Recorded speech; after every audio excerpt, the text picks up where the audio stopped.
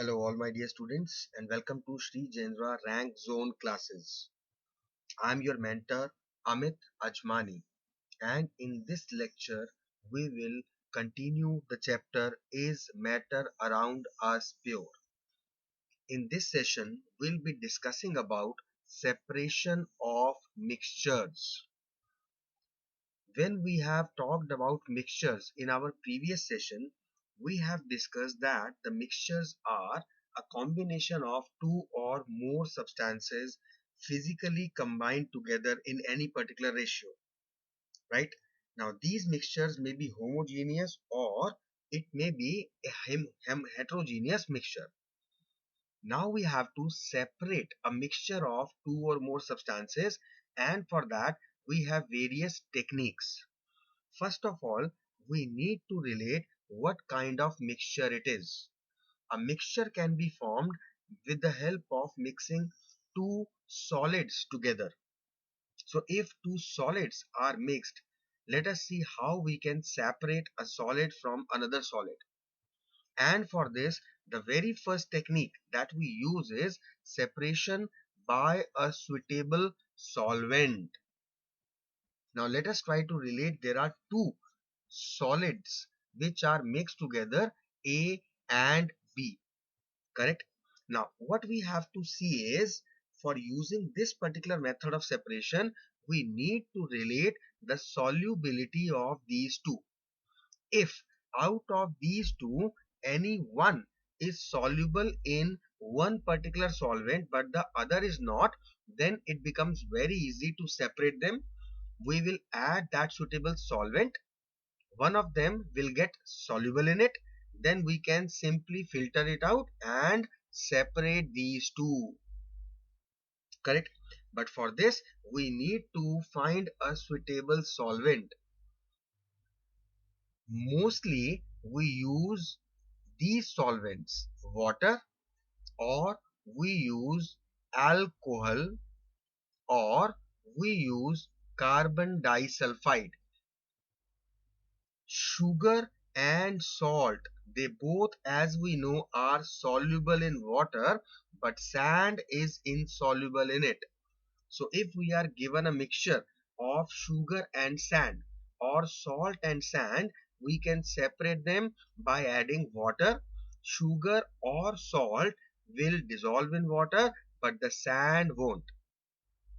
Similarly, few other substances like copper sulfate, ammonium chloride, potassium nitrate, potash alum, they are also soluble in water, but carbon and sulfur are insoluble in water.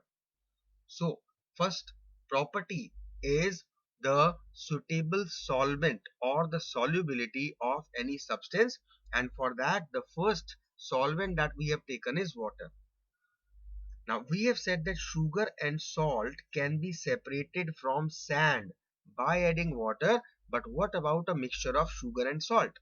If both these are given and we are required to separate, then water is not a suitable solvent, because on adding water, both of them will get dissolved.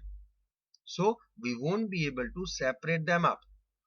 So in this case, when sugar and salt mixture are given to us, rather than using water, we will use alcohol. Why? Because sugar is soluble in alcohol, but salt is insoluble. So in order to separate a mixture of sugar and salt, we will use alcohol as a suitable solvent. Similarly, sulfur is soluble in carbon disulfide, whereas sand is insoluble in carbon disulfide. So if we are given a mixture of sulfur and sand, we cannot use water because sand is also insoluble in water, sulfur is also insoluble in water. So in that case, we use carbon disulfide as a suitable solvent, and sulfur is going to get dissolved and sand will not. So this is the first way we can separate out a mixture of two solids. The second technique is separation by sublimation. Now we must know that what is sublimation. Normally when we heat a solid, it gets converted into liquid, and when we heat a liquid, it gets converted into gas, and vice versa. If we cool a gas, it will be condensed to form a liquid, and the liquids will freeze to form solids.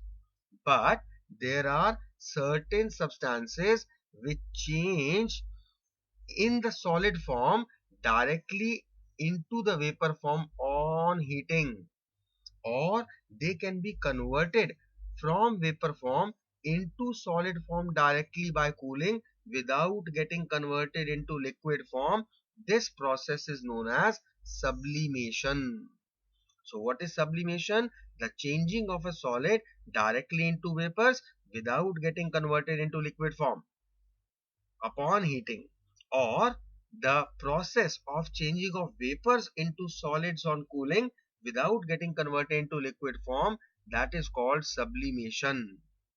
Now the solid substances which undergo sublimation, they are called sublime, and the solid substance obtained by cooling the vapors is called sublimate. We need to remember these examples of these material which can sublime. We need to remember all: ammonium chloride, iodine, camphor, naphthalene, and anthracene. They all sublime on heating. So if we are given a mixture of ammonium chloride and salt, then simply we heat the mixture, ammonium chloride will get converted into vapor form, it will sublime, we will collect those vapors and we can cool, and thus we can separate them up. Same is the case with iodine, camphor, naphthalene and anthracene. Fine. So this is the second way how we can separate a particular mixture of two solids. Third technique that we may follow is separation by a magnet. We know that iron is attracted by a magnet. So this property of iron is used to separate it from any mixture. If a mixture contains iron as one of its constituents, it can be simply used as a magnetic substance. It will get attracted to a magnet. We can separate it out. Okay. So these are three methods how we can separate two solids with different techniques depending upon their properties like solubility, depending upon their properties like sublimation or being magnetic. Correct?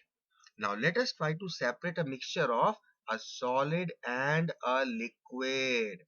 If a solid and a liquid mixture is given to us, now the techniques, now the methods are different.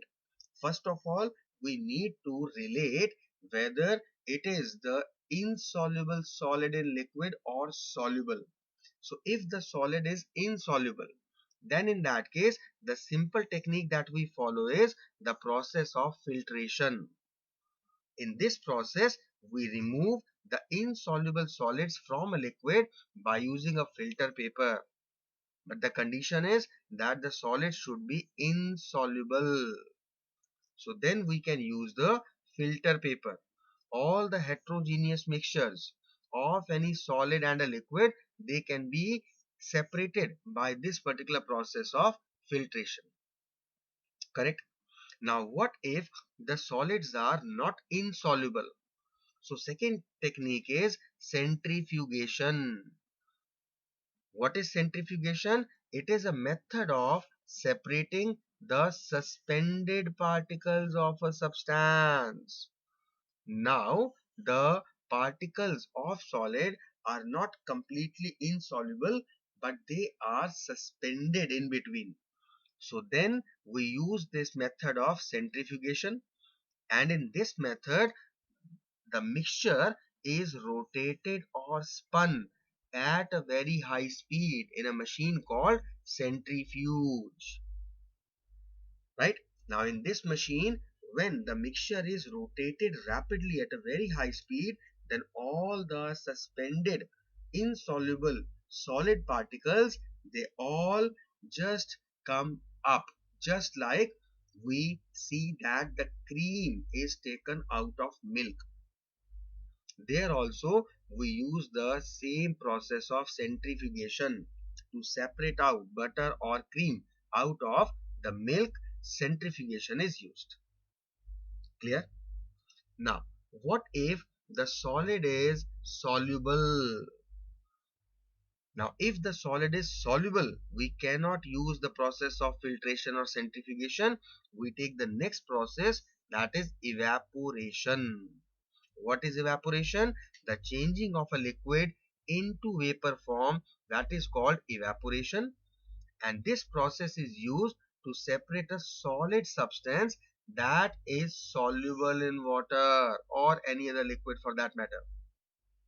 Now, when we heat this mixture, the dissolved substance is left as a solid residue, and all the water or the liquid, it will evaporate. Correct? So by this process, we will get the solid substance which was soluble in water. Upon heating it, we will evaporate water and the solid substances left behind.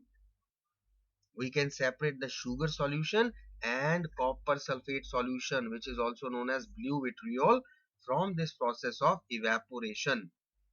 Now, this process is used when we want to recover dissolved solid substances from liquid mixtures or solutions. But as we have just seen that upon heating the liquids, the water, it is going to evaporate. So the liquid itself cannot be recovered by this method because it vaporizes and gets lost to the air. Correct? Now, the next technique that we use is crystallization. What is crystallization? The process of cooling a hot concentrated solution of a substance to obtain the crystals.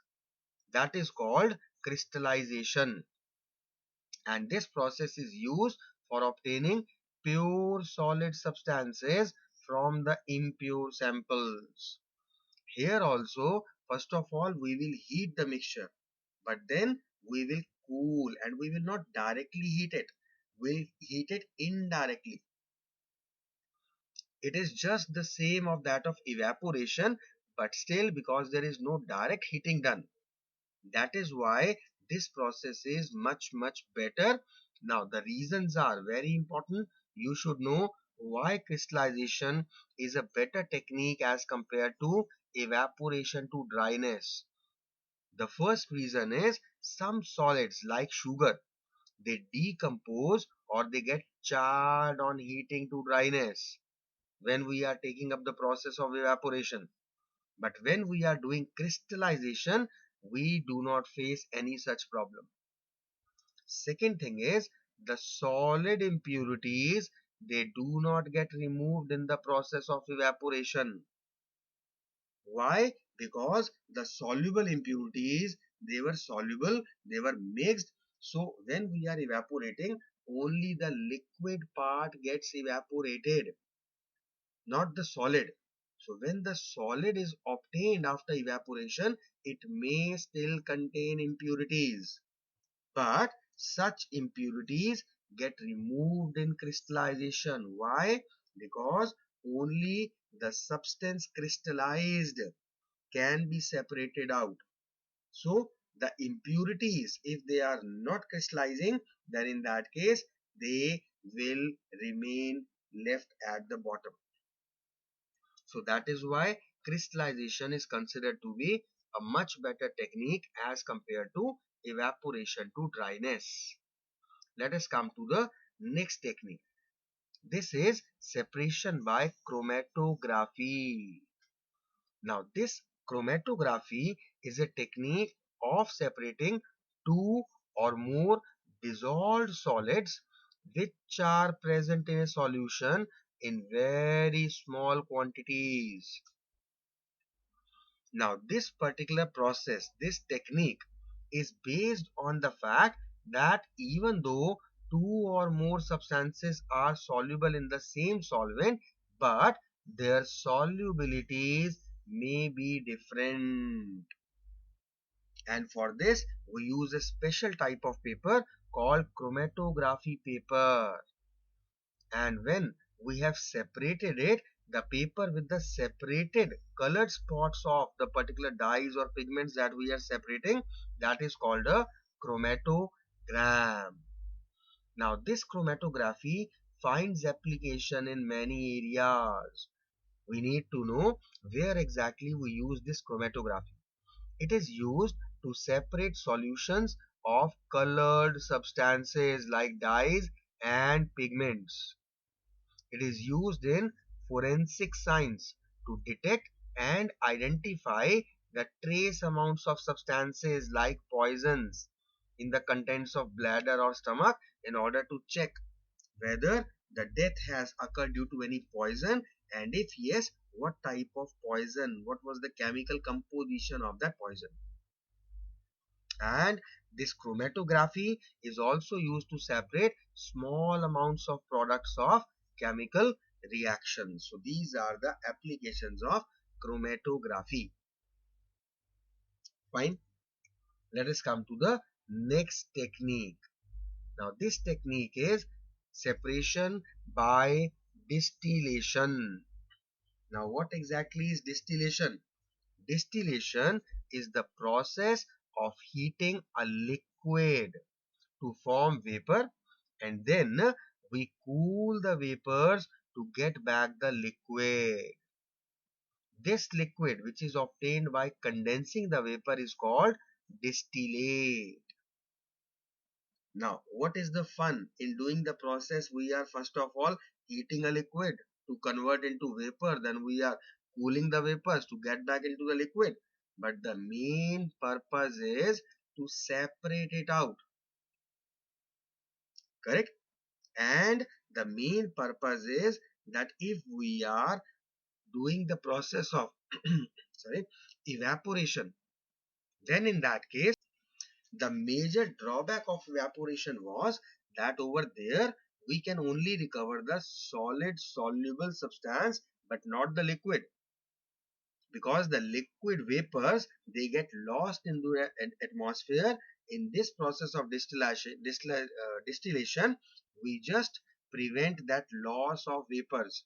We collect those vapors also, and we just cool them, liquefy them, so this way we can recover both. We can recover the solvent as well as the solute. For example, if we are taking a mixture of salt and water, so by the process of distillation, we can recover both salt as well as water. Correct? Now, this distillation can also be used to separate a mixture of two miscible liquids. Those liquids which are miscible with each other. But the condition is they should have different boiling points. For example, X and Y. These are two liquids and we have got a mixture of these. Then what will happen is when we heat, if they have got different boiling points, let us say the boiling point of X is 50 degrees Celsius and the boiling point of Y is 90 degrees Celsius. So now what will happen? We will just boil it, we will heat it to 60 degrees only. Now by 60-degree temperature, all of this X, that will be converted into vapor form but not Y, because it has got different boiling point. Now these vapors will be collected. So the liquid having lower boiling point, which is X in this example, it distills over first, and the liquid having higher boiling point, it distills later.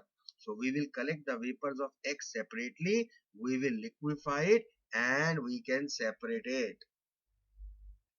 Fine. Now we have talked about miscible liquids. So we must know what are miscible liquids.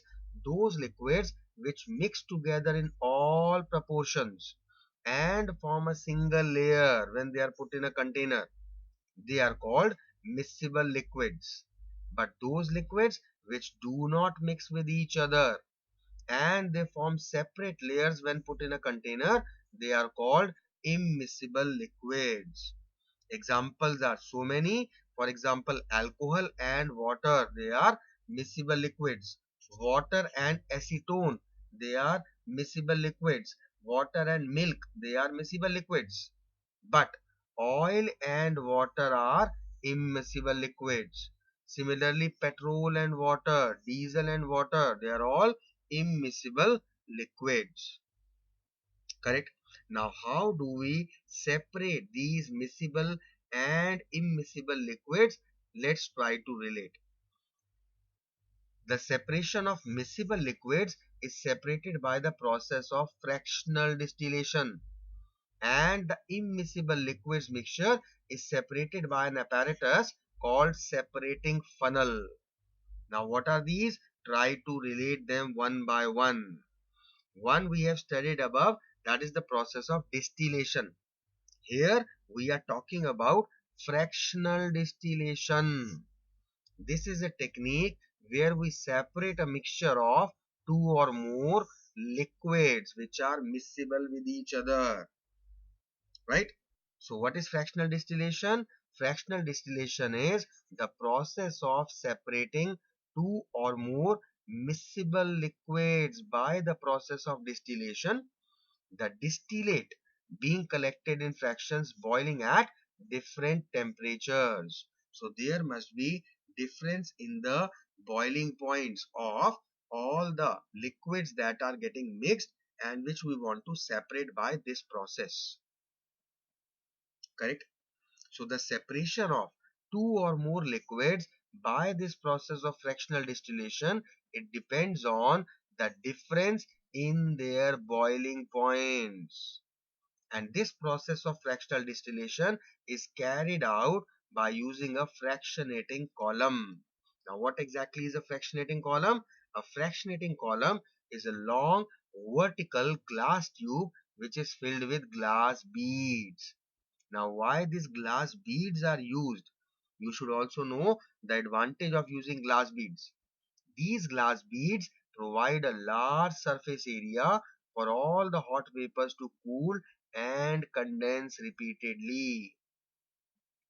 Now, this fractionating column, it can be regarded as an arrangement for providing different temperature zones inside it during distillation. The highest temperature being at the bottom of the column and the lowest near its top. So when we want to separate a mixture of two miscible liquids like alcohol and water, we can separate it out based on the fact that they have got different boiling points. Alcohol and water are miscible liquids, but the boiling point is different. The boiling point of alcohol is 78 degrees Celsius, and the boiling point of water we all know is 100 degrees Celsius. And since these boiling points are different, so we can separate out a mixture of alcohol and water by this particular process of fractional distillation quite easily. Clear? So this is the process of separation of water and alcohol. This fractional distillation separates the various liquids according to their boiling points. Now, quite important point that you need to remember is the more volatile liquid having lower boiling point distills over first, and the less volatile liquid having higher boiling point distills over later.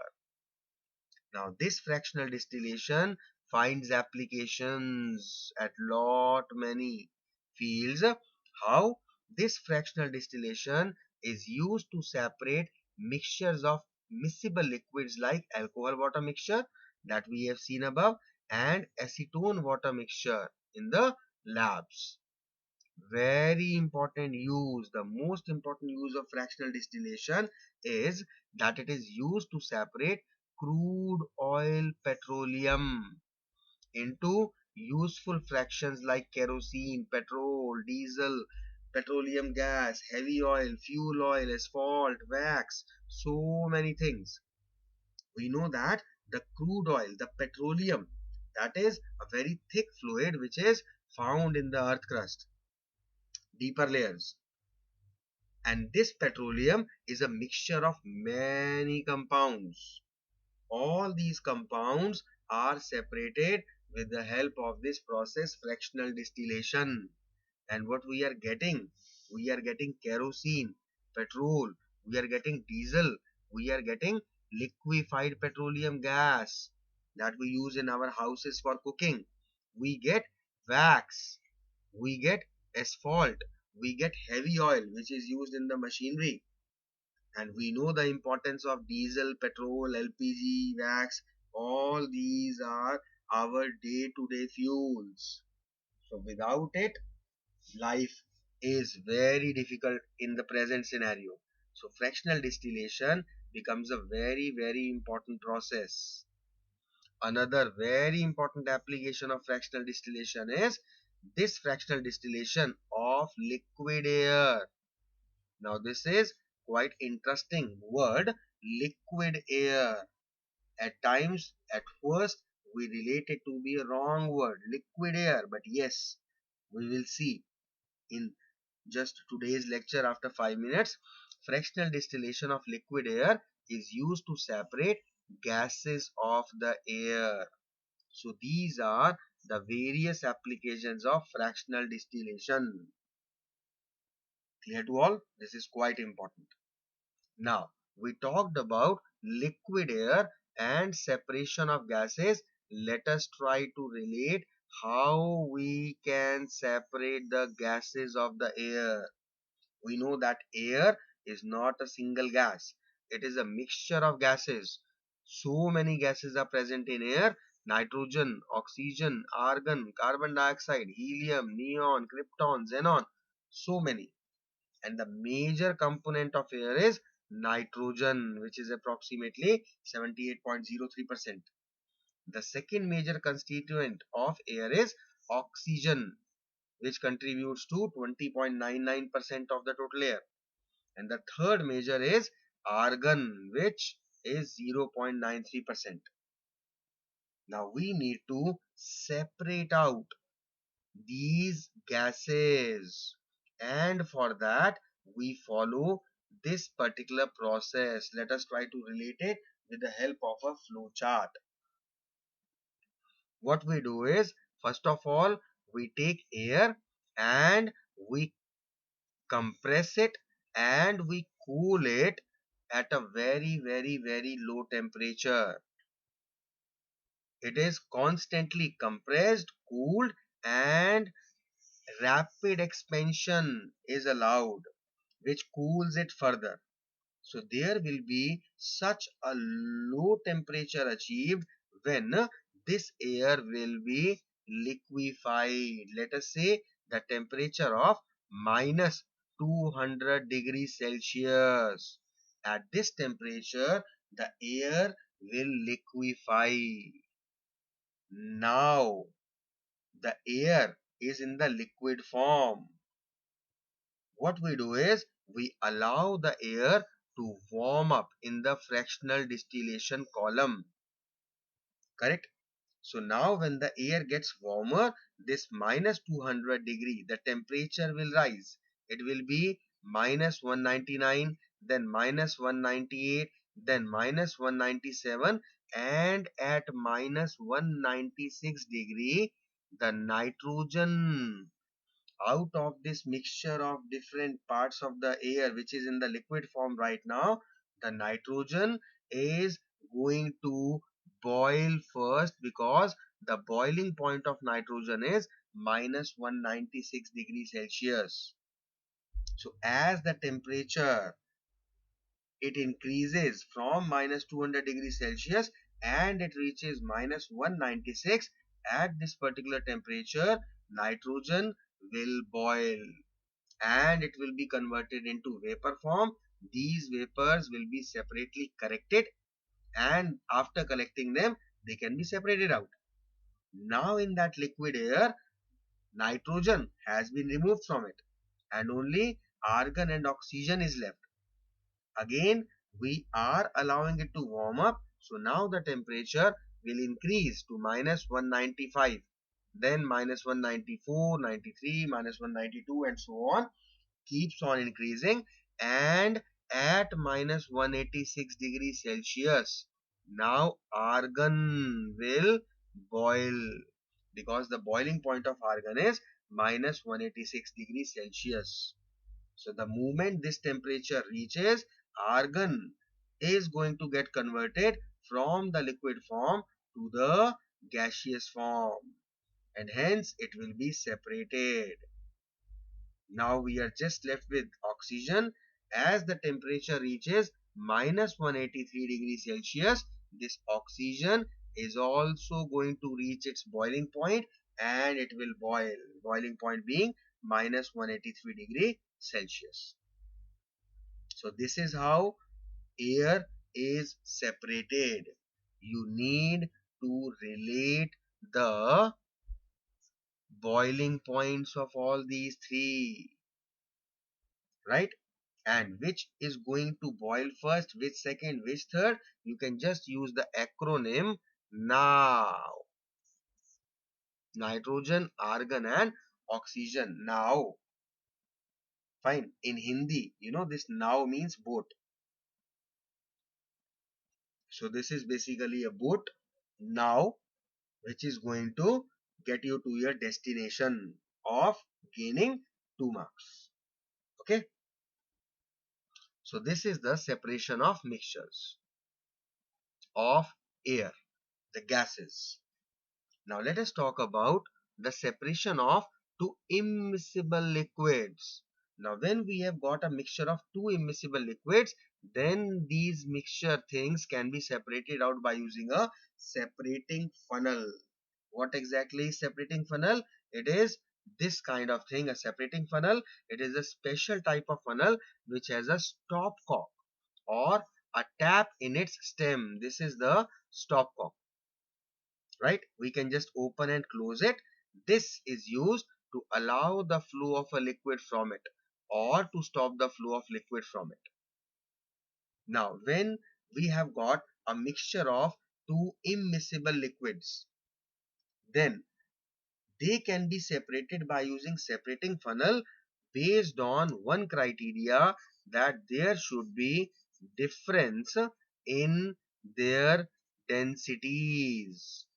One of these liquids should be heavier and the another should be lighter, right? So when we just pour this mixture from above, the stopcock is closed right now, so we allow these particular two liquids to settle down, and we know that the heavier liquid is going to get to the bottom. So this is the heavier liquid, which I am marking it with red right now, right? And the above one is the lighter liquid. Now we will just open the stop clock. We will allow the liquid to fall down. We will collect it in a beaker, and we will see that whole of the heavier liquid, the moment it flows down, we will just close the stop cock. So now the denser liquid is collected separately in the beaker down, and the lighter one is still present in the separating funnel. This technique we use to separate a mixture of kerosene and water, or petrol and water. And in this case, in this mixture, petrol or kerosene being lighter, they will float over the water. So water is going to be separated out. It is going to settle down, being heavier as compared to kerosene or petrol. So this is how we separate a mixture of two immiscible liquids, and this is all about all the separation techniques, and this is all about the whole chapter, is matter around us pure. Now in this chapter, let us try to brush up what all we studied. We studied about what matter is, then we studied about this matter differentiation or division based on the physical and chemical composition. On the basis of physical state, we have classified matter into solids, liquids, and gases. We discussed about all the properties of solid, liquids and gases. And on the basis of chemical composition, we divided matter into further two categories, that is pure substances and impure substances. Pure substances further bifurcated into elements and compounds, whereas impure substances are the mixtures. These mixtures are homogeneous and heterogeneous mixtures. We studied about the properties of homogeneous, heterogeneous mixtures. Next, we talked about solutions, suspensions, and colloid. We talked about the various properties of solutions, suspensions, and colloids, right? Then we discussed about the separation techniques.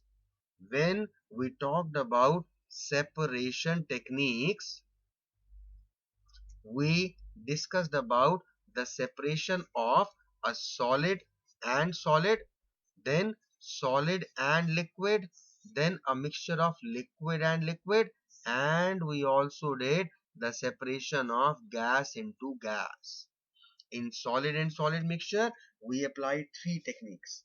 What were those three techniques? One was with the process of using a magnet. The second technique, we did the sublimation, and the third technique was using a suitable solvent. When separating a mixture of solids and liquids, we first of all related whether the solid is insoluble or not. If insoluble, it can be separated with the help of simple process of filtration. If it is just suspended, we use the process of centrifugation. If it is soluble, then we use either the process of evaporation or crystallization. If we are to separate very small quantities mixture, we use the process of chromatography. And for difference in boiling point, then in that case, and we want to recover both the solute as well as solvent, we use the process of distillation. For two liquids, we used the process of fractional distillation in the case of miscible liquids and separating funnel in the case of immiscible liquids. And the same fractional distillation we used for separating the mixture of gases.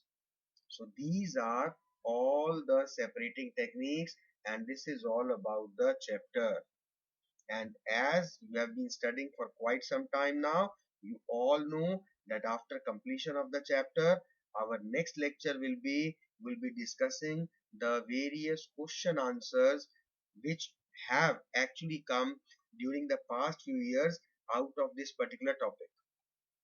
And as always, I've been advising you that whenever we complete one chapter and we are going to take the question answer session in the next session, you should always prepare yourself properly and thoroughly. Why? Because when the question answers will be discussed, you can check yourself as to where exactly you stand, what is your preparation level, and how much well prepared you are. It is not only going to increase your confidence but also going to shatter your overconfidence and casual attitude. Clear? Because so many times what we think is, we think that we have read something once or twice and we believe that we are now able to learn it, but when we are doing it topic wise, it is comparatively easier.